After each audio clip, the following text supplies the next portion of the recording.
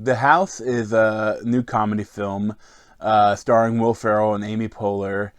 And once more, it's another unfunny Hollywood comedy, continuing the streak of bad comedy films that have been coming out from Hollywood recently. You want to make money like Vegas? You gotta look like Vegas. We've got a nail salon, massages. You're never gonna believe what's in this next room. Is it a strip club? So I really like Will Ferrell and Amy Poehler and Jason Mantzoukas. He was on The League, which is a really funny show that had been on FX for a while. And, I should have liked this film. I mean, the setup is a little goofy of them having to start a casino in their house, but it's original. I mean, it should be funny. But it just, for the most part, wasn't funny. For a comedy film, I just really didn't laugh that much. I mean, there were a couple of funny moments, but as a whole, it wasn't funny. And, one of the stupidest things that there's this running joke throughout the film where Will Ferrell can't do math. And they must do it like a 10 or dozen times, like this joke about him not being able to do math. And, throughout the film, it's one arc that goes throughout the film. And, towards the end, he gets, he able to do math. Like, he had the beautiful mind thing with numbers going all over when he has to remember the code for the safe he is to open. And it's so ridiculous. Then he remember a really complicated number before he couldn't add like 20 and 50 or something like that. And I think it would be a much funnier payoff for that joke if you wanted to do that joke throughout the film. If instead of him being able to now to be a math genius randomly, if instead he had all the numbers and then they kind of like fell down and instead like puppies came out into his mind. That's all he could think about. And then he maybe would hit the wall and they reveal the code written behind a painting. The callback to what happened earlier in the film. But no, they don't do anything that funny. Like, probably the funniest moment for the film is when earlier on, like their kid and their friends are getting high in the house, and they were really drunk, and the parents were trying to come into the house, sneak into the house, and the kids are trying to sneak out of the house, and they kind of come crashing together, and that was one of the funniest moments of the film. But as a whole, like the daughter character is really poorly written. Like, she's not very active, not acted very well either. But you don't really know who this character is. Like, for a lot of it, she seems like a daddy's girl, kinda. But then she kind of rebels a bit too. But you never really like define her well enough.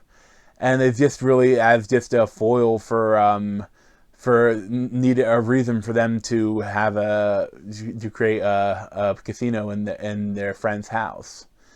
It is funny though to see Bucknell featured so heavily in the movie, because Bucknell is a college that's like half hour away from me. My older brother, he had applied for multiple different colleges, and two of the ones he was really thinking about were Penn State and Bucknell. And he went to Penn State because Bucknell was so incredibly expensive, even a lot more than Penn State was. So it's kind of funny that it is true that for a film, for a reason that they need a lot of money is to go to Bucknell. And that's kind of funny, but wouldn't mean much to anyone else if you're not familiar with it. But I have problems with the whole setup of it, because like Will Ferrell and Amy Poehler, their house is like a mansion, and their friend's house is a mansion, and they're both like are poor. Like, how did they get these giant houses? And they say that you can say that it's like they overpaid for it or something. Like, that's all they can do. And they say a little bit that they can barely keep up with their mortgage. But I mean, it's a little odd. And they also the thing that when they go to try to get a loan, and the bank says no. And I mean, if they still have a mortgage for this huge house and they're paying it off, their credit should be decent. And, their daughter could get student loans. Like, they never even mentioned a student loan, which is kind of weird. But, that's neither here nor there. And also, as they act like they love the daughter so much, but they never made, they never did anything to prepare for the college bills. Especially when they seem they want to pay for her college, but the things that they relying on the scholarship from the city, which is a really weird scholarship thing. That's just more shenanigans to set up for what the city council is corrupt. That's whatever that whole plot line was kind of goofy, but it served its purpose. But if they really loved their daughter, they would have done something to prepare for her, like to help her out.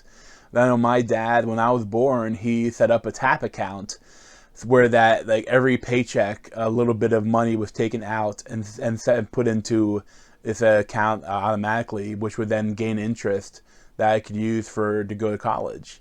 And they didn't do anything to help her, and it's kind of like a really fallacy in what the script.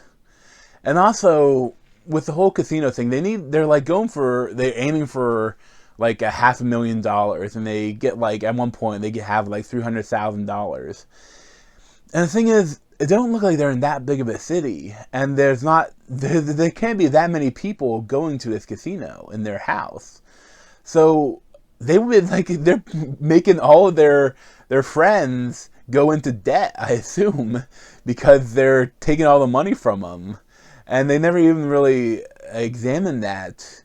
Because, the idea of a huge casino, when they're taking a lot of money, they're taking money from thousands of people. But they only have like dozens, or at most hundreds. So, people wouldn't be happy. And people would go to the police and rat them out, you think, if they lost a lot of money. But other stuff happens with that, which they don't need to, It's weird that this movie isn't that funny, because it's full of really funny people.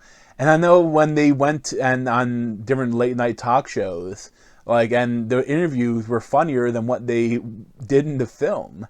And even like the small part characters, like the side characters, almost all of them they're comedians, stand-up comedians, and just other sketch show comedians, and that a lot, like, they're all really funny people in this movie.